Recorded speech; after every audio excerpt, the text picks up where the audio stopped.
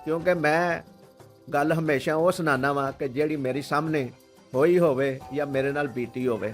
ਜਿਹੜੇ ਲੋਕ ਕਰਪਸ਼ਨ ਦੇ ਖਿਲਾਫ ਨੇ, ਜ਼ੁਲਮ ਦੇ ਖਿਲਾਫ ਨੇ ਜਾਂ ਸਮੇਂ ਮੁਆਸ਼ਰੇ ਦੇ ਵਿੱਚ ਬੁਰਾਈ ਦੇ ਖਿਲਾਫ ਨੇ, ਉਹ ਲੋਕਾਂ ਦਾ ਪਹਿਲਾ ਰੁਖ ਕੀ ਹੈ ਔਰ ਦੂਜਾ ਰੁਖ ਕੀ ਹੈ, ਉਹ ਮੈਂ ਤੁਹਾਨੂੰ ਦੱਸਿਆ। ਗੁਜ਼ਰਿਆ ਮੇਰੇ ਕੋਲੋਂ ਤੇ ਗੁਜ਼ਰ ਕੇ ਅੱਗੇ ਜਾ ਕੇ ਥੋੜ੍ਹੀ ਦੇਰ ਬਾਅਦ ਨਾ ਦੁਬਾਰਾ ਵਾਪਸ ਆ ਗਿਆ ਮੇਰੇ ਕੋਲ ਤੇ ਆ ਕੇ ਮੈਨੂੰ ਕਹਿੰਦਾ ਕਿ ਜਨਾਬ ਤੁਸੀਂ ਸੋਸ਼ਲ ਵਰਕ ਤੇ ਬੜਾ ਜ਼ਿਆਦਾ ਕਰਦੇ ਹੋ, ਲੇਕਿਨ ਤੁਹਾਨੂੰ ਆਪਣੇ ਮਹੱਲੇ ਦੇ ਮਸਲੇ ਦਾ ਪਤਾ ਨਹੀਂ ਲੱਗਾ ਕਿ ਆ ਵੇਖੋ ਤਾਰਾਂ ਕਿੱਡੀਆਂ ਡੇਂਜਰਸ ਨੇ। बिस्मिल्लाहिर्रहमानिर्रहीम। दोस्तों अस्सलाम वालेकुम। दोस्तों की हाल है, ठीक ठाक हो? दोस्तों अल्लाह के दुआ है कि अल्लाह ताला दी ज़ात तुहानू सेहत तंदुरुस्ती वाली लंबी जिंदगी दे। इस वीडियो नू आखिर तक देखिया जे, क्योंकि इस वीडियो दे विच एक मैं अज दे हालात दे मुताबिक गुफ्तगू करनी चाहना वा। ਉਹ ਕੀ है गुफ्तगू, ਅੱਗੇ ਜਾ ਕੇ ਤੁਹਾਨੂੰ ਉਹਦੇ ਬਾਰੇ 'ਚ ਬਖੂਬੀ ਇਲਮ ਹੋ ਜਾਏਗਾ। ਤੇ ਤੁਹਾਡੇ ਅੱਗੇ ਗੁਜ਼ਾਰਿਸ਼ ਹੈ ਇਸ ਵੀਡੀਓ ਨੂੰ ਲਾਈਕ ਕਰਿਆ ਜੇ, ਸ਼ੇਅਰ ਕਰਿਆ ਜੇ ਤੇ ਨਵੇਂ ਆਉਣ ਵਾਲੇ ਦੋਸਤ ਚੈਨਲ ਨੂੰ ਸਬਸਕ੍ਰਾਈਬ ਜ਼ਰੂਰ ਕਰਿਆ ਜੇ ਔਰ ਬੈਲ ਆਈਕਨ ਦੇ ਬਟਨ ਨੂੰ ਵੀ ਦਬਾ ਦਿਆ ਜੇ ਤਾਂ ਕਿ ਸਾਡੀ ਹਰ ਨਵੀਂ ਆਉਣ ਵਾਲੀ ਵੀਡੀਓ ਦਾ ਨੋਟੀਫਿਕੇਸ਼ਨ ਤੁਹਾਡੇ ਤੱਕ ਪਹੁੰਚ ਸਕੇ। ਗੁਜ਼ਸ਼ਤਾ ਵੀਡੀਓ ਦੇ ਵਿੱਚ ਮੈਂ ਜਿਹੜਾ ਜ਼ਿਕਰ ਕੀਤਾ ਸੀ ਉਹਨੂੰ ਅੱਗੇ ਵਧਾਉਂਦਿਆਂ ਹੋਇਆਂ ਤੁਹਾਡੇ ਨਾਲ ਅੱਜ ਦੀ ਵੀਡੀਓ ਦੇ ਵਿੱਚ ਕੁਛ ਐਸੀ ਗੁਫ਼ਤਗੂ ਕਰਨੀ ਚਾਹੁੰਦੇ ਹਾਂ ਕਿ ਜਿਹੜਾ ਅੱਜ ਦਾ ਮੁਆਸ਼ਰਾ ਸਾਡਾ, ਅੱਜ ਦਾ ਜਿਹੜਾ ਮਾਹੌਲ ਹੈ ਉਹਦੇ ਉੱਤੇ ਇਹ ਗੁਫ਼ਤਗੂ ਕਰਾਂਗੇ। ਸਾਡੇ ਇਸ ਮੁਆਸ਼ਰੇ ਦੇ ਵਿੱਚ ਬੜੀ ਜ਼ਿਆਦਾ ਇਹ ਗੱਲ ਸੁਣਨ ਨੂੰ ਮਿਲਦੀ ਹੈ ਕਿ ਕਰਪਸ਼ਨ ਨਹੀਂ ਹੋਣੀ ਚਾਹੀਦੀ ਔਰ ਕਿਸੇ ਦਾ ਹੱਕ ਨਹੀਂ ਖਾਧਾ ਜਾਣਾ ਚਾਹੀਦਾ ਔਰ ਇਹ ਗੱਲਾਂ ਤੇ ਹਕੀਕਤ ਨੇ। ਇਹ ਅਗਰ ਸਾਰੀਆਂ ਚੀਜ਼ਾਂ ਹੋ ਜਾਣ, ਕਿਸੇ ਦਾ ਹੱਕ ਨਾ ਖਾਧਾ ਜਾਏ, ਕਰਪਸ਼ਨ ਨਾ ਹੋਵੇ ਤੇ ਸਾਡਾ ਮੁਲਕ ਵੀ ਤਰੱਕੀ ਕਰ ਸਕੇ ਔਰ ਸਾਡਾ ਮੁਆਸ਼ਰਾ ਵੀ ਬਿਹਤਰ ਤੋਂ ਬਿਹਤਰ ਹੋ ਸਕੇ ਔਰ ਜਿਹੜੇ ਸਾਡੇ ਲੋਕ ਨੇ ਸਾਡੇ ਮੁਲਕ ਦੇ, ਸਾਡੇ ਭੈਣਾਂ ਭਾਈ ਸੰਗੀ ਸਾਥੀ, ਇਹ ਵੀ ਖੁਸ਼ਹਾਲ ਜ਼ਿੰਦਗੀ ਗੁਜ਼ਾਰ ਸਕਣ ਔਰ ਗਰੀਬ ਦੀ ਹੱਕ ਤਲਫੀ ਜਿਹੜੀ ਹੈ ਉਹ ਵੀ ਰੁਕ ਜਾਵੇ। ਲੇਕਿਨ ਇਹ ਗੱਲਾਂ ਸਾਰੀਆਂ ਕਹਿਣ ਦੀ ਹੱਦ ਤੱਕ ਨੇ। ਜਿਹੜੇ ਲੋਕੀ ਇਹ ਗੱਲ ਕਹਿੰਦੇ ਨੇ ਕਿ ਕਰਪਸ਼ਨ ਨਾ ਹੋਵੇ ਔਰ ਜਦੋਂ ਕੋਈ ਕਰਪਸ਼ਨ ਦੇ ਖਿਲਾਫ ਜਾਂ ਸਮਝ ਲਓ ਕਿ ਹੱਕ ਤਲਫੀ ਦੇ ਖਿਲਾਫ ਖੜਾ ਹੁੰਦਾ ਹੈ ਤੇ ਉਹਦੀ ਮਜ਼ਾਮਤ ਉਹ ਲੋਕ ਹੀ ਕਰਦੇ ਨੇ।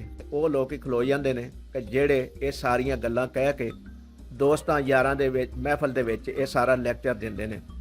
ਤੇ ਉਹਦੀ ਇੱਕ ਮੈਂ ਛੋਟੀ ਸਾਰੀ ਮਿਸਾਲ ਤੁਹਾਡੇ ਨਾਲ ਅੱਜ ਸ਼ੇਅਰ ਕਰਨੀ ਚਾਹੁੰਦਾ ਵਾਂ। ਉਹ ਇਹ ਕੀ ਹੈ ਕਿ ਮੇਰੇ ਨਾਲ ਹੀ ਸਮਝ ਲਓ ਕਿ ਇਹ ਵਾਕਿਆ ਗੁਜ਼ਰਿਆ ਔਰ ਇਸ ਵਾਕਿਆ ਦਾ ਸੁਣਾਉਣ ਦਾ ਵੀ ਮਕਸਦ ਇਹ ਵੇ ਕਿ ਜਿਹੜਾ ਨੌਜਵਾਨ ਤਬਕਾ ਮੇਰੀ ਇਸ ਵੀਡੀਓ ਨੂੰ ਵੇਖ ਰਿਹਾ ਔਰ ਕੁਝ ਸਮਝਣ ਦੀ ਕੋਸ਼ਿਸ਼ ਕਰ ਰਿਹਾ ਤਾਂ ਕਿ ਉਹ ਬਿਹਤਰ ਸਰਵਾਈਵ ਕਰ ਸਕੇ ਇਸ ਮਾਹੌਲ ਦੇ ਵਿੱਚ, ਉਹ ਇਹ ਸੁਣ ਕੇ ਕਮ ਅਜ਼ ਕਮ ਥੋੜ੍ਹਾ ਜਿਹਾ ਤਾਂ ਸਮਝ ਹੀ ਜਾਏਗਾ।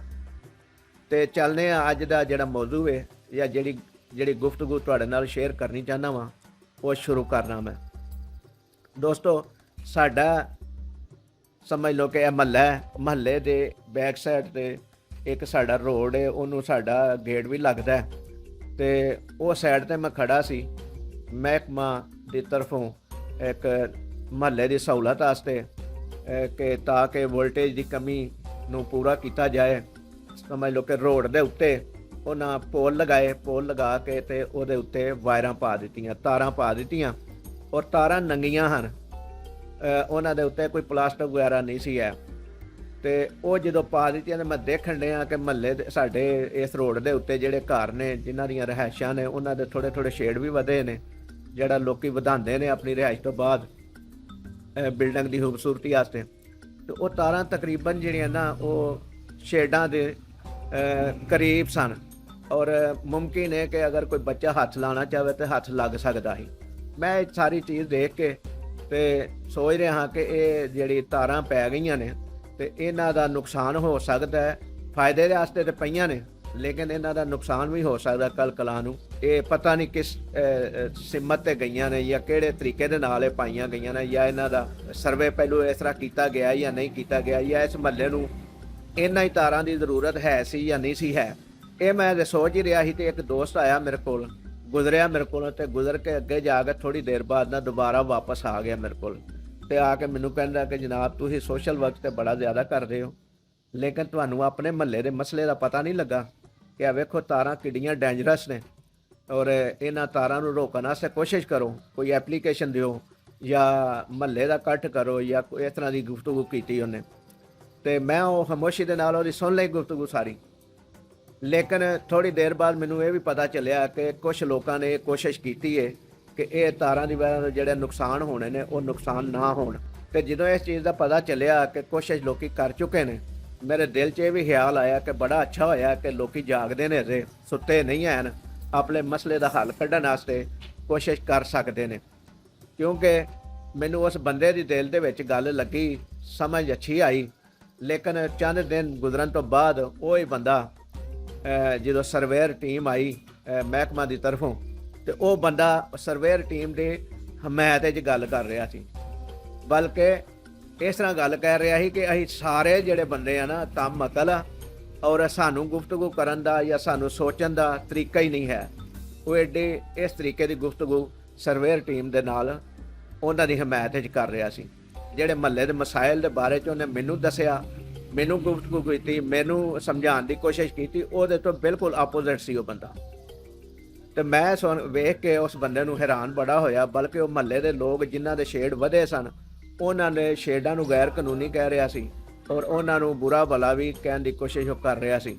ਸਿਰਫ ਕਿਸ ਵਜ੍ਹਾ ਤੋਂ ਕਿ ਜਿਹੜੇ ਆਲਾ ਅਫਸਰਾਨ ਆਏ ਹੋਏ ਸਨ ਉਸ ਮਹਿਕਮੇ ਦੇ ਆਲਾ ਅਫਸਰਾਨ ਦੀ ਸਮਝ ਲਓ ਕਿ ਤਵੱਜੋ ਦਾ ਮਰਕਜ਼ ਬਣਨਾ ਚਾਹੁੰਦਾ ਸੀ।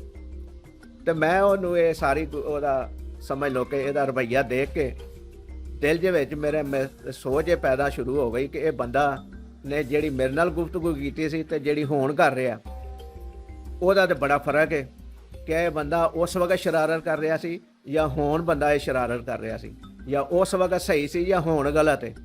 ਤੇ ਲਿਹਾਜ਼ਾ ਮੈਂ ਛੱਛੋ ਪੰਜ ਪਿਆ ਰਿਹਾ ਔਰ ਉਹਦਾ ਰਿਜ਼ਲਟ ਇਹ ਨਿਕਲਿਆ ਕਿ ਉਹਨੇ ਪੂਰੇ ਮਹੱਲੇ ਦੀ ਜਿਹੜੀ ਸੋਚ ਸੀ, ਜਿਹੜੇ ਲੋਕਾਂ ਨੇ ਆਪਣੇ ਮਹੱਲੇ ਦੀ ਹਮਦਰਦੀ ਦੇ ਵਿੱਚ ਭਾਗ ਦੌੜ ਕੀਤੀ ਸੀ, ਉਹਨੂੰ ਸਾਰੀ ਨੂੰ ਰੱਦ ਕਰਨ ਦੀ ਉੱਤੇ ਉਹ ਤੁਲਿਆ ਹੋਇਆ ਸੀ। ਤੇ ਦੋਸਤੋ, ਅੱਜ ਥੋੜ੍ਹਾ ਜਿਹਾ ਵਾਕਿਆ ਸੁਣਾਉਣ ਦਾ ਮਕਸਦ ਤੁਹਾਨੂੰ ਇੰਨਾ ਕੋਈ ਹੈ ਕਿ ਜਿਹੜੇ ਲੋਕ ਕਰਪਸ਼ਨ ਦੇ ਖਿਲਾਫ ਨੇ, ਜ਼ੁਲਮ ਦੇ ਖਿਲਾਫ ਨੇ, ਜਾਂ ਮੁਆਸ਼ਰੇ ਦੇ ਵਿੱਚ ਬੁਰਾਈ ਦੇ ਖਿਲਾਫ ਨੇ, ਉਹ ਲੋਕਾਂ ਦਾ ਪਹਿਲਾ ਰੁਖ ਕੀ ਹੈ ਔਰ ਦੂਜਾ ਰੁਖ ਕੀ ਹੈ, ਉਹ ਮੈਂ ਤੁਹਾਨੂੰ ਦੱਸਿਆ। ਔਰ ਇਹਦੇ ਉੱਤੇ ਤੁਸੀਂ ਫੈਸਲਾ ਕਰਨਾ ਹੈ ਔਰ ਫੈਸਲਾ ਕਰਕੇ ਕਮੈਂਟ ਸੈਕਸ਼ਨ ਵਿੱਚ ਇਹਦੇ ਬਾਰੇ 'ਚ ਰਾਏ ਤੁਸੀਂ ਦੇਣੀ ਹੈ। ਕਿਉਂਕਿ ਮੈਂ ਗੱਲ ਹਮੇਸ਼ਾ ਉਹ ਸੁਣਾਉਂਦਾ ਵਾਂ ਕਿ ਜਿਹੜੀ ਮੇਰੀ ਸਾਹਮਣੇ ਹੋਈ ਹੋਵੇ ਜਾਂ ਮੇਰੇ ਨਾਲ ਬੀਤੀ ਹੋਵੇ। ਸੁਣੀਆਂ ਸੁਣਾਈਆਂ ਗੱਲਾਂ ਦੇ ਉੱਤੇ ਮੈਂ ਅਮਲ ਨਹੀਂ ਕਰਦਾ ਔਰ ਕੋਸ਼ਿਸ਼ ਕਰਨਾ ਵਾਂ ਕਿ ਇਸ ਮੁਆਸ਼ਰੇ ਦੇ ਵਿੱਚ ਜਿਹੜਾ ਕੋਈ ਅੱਛਾ ਪਹਿਲੂ ਹੈ ਉਹਨੂੰ ਸਾਹਮਣੇ ਲਿਆਉਣ ਦੀ ਕੋਸ਼ਿਸ਼ ਕਰਨਾ ਵਾਂ। ਤੇ ਦੋਸਤੋ, ਅੱਜ ਦੀ ਵੀਡੀਓ ਇੰਨੀਆਂ ਹੀ। ਅਗਲੀ ਵੀਡੀਓ ਲਈ ਇਜਾਜ਼ਤ ਦਿਓ। ਇਸ ਵੀਡੀਓ ਨੂੰ ਲਾਈਕ ਕਰਿਆ ਜੇ, ਸ਼ੇਅਰ ਕਰਿਆ ਜੇ ਤੇ ਚੈਨਲ ਨੂੰ ਸਬਸਕ੍ਰਾਈਬ ਜ਼ਰੂਰ ਕਰਿਆ ਜੇ। ਅੱਲਾਹ ਤਾਲਾ ਸਾਡਾ ਤੇ ਤੁਹਾਡਾ ਹਾਮੀ و ਨਾਸਰ ਹੋਵੇ। ਤੇ ਫਿਰ ਇੱਕ ਵਾਰੀ ਫਿਰ ਤੁਹਾਡੇ ਅੱਗੇ ਗੁਜ਼ਾਰਿਸ਼ ਹੈ ਕਿ ਕਮੈਂਟ ਸੈਕਸ਼ਨ ਵਿੱਚ ਇਸ ਵੀਡੀਓ ਦੇ ਬਾਰੇ 'ਚ ਰਾਏ ਜ਼ਰੂਰ ਦਿਆ ਜੇ, ਸਾਡੀ ਮੁਕੱਦਸ ਰਾਏ ਨੂੰ ਦੇ ਬਾਰੇ 'ਚ ਇਲਮ ਹੋ ਸਕੇ ਔਰ ਮਜ਼ੀਦ ਵੀਡੀਓ ਵਾਸਤੇ ਅਸੀਂ ਕੋਸ਼ਿਸ਼ ਕਰਦੇ ਰਹੀਏ। ਅੱਲਾਹ ਹਾਫਿਜ਼।